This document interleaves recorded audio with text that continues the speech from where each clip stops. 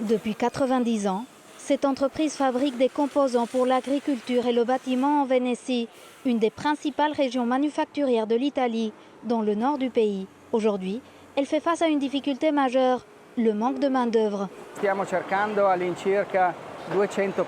On cherche à embaucher environ 200 personnes en ce moment.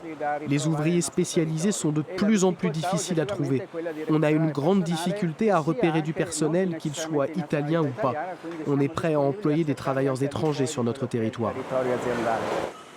Parmi les 700 employés sur ce site, 20% sont étrangers, originaires d'Europe de l'Est et Afrique. Comme ici, de plus en plus d'entrepreneurs de la région font appel à de la main-d'œuvre non italienne, malgré la rhétorique xénophobe de l'extrême droite au pouvoir en Italie. L'immigration peut être une opportunité de croissance pour notre pays. On a besoin de travailleurs formés.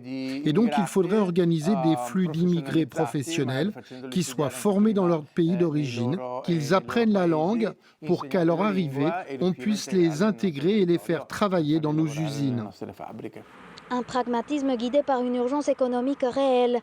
Actuellement, on compte près de 150 000 postes à pourvoir en Vénétie. Dans cette entreprise, les dirigeants peinent à assurer le passage de relais générationnel. C'est un phénomène qu'on constate depuis longtemps. Cela fait plusieurs années qu'on a du mal à remplacer la génération qui part à la retraite. Et on voit les conséquences aujourd'hui. Face à la pression des industriels, le gouvernement italien vient d'autoriser des visas pour 80 000 travailleurs étrangers cette année. Un nombre qui pourrait ne pas suffire.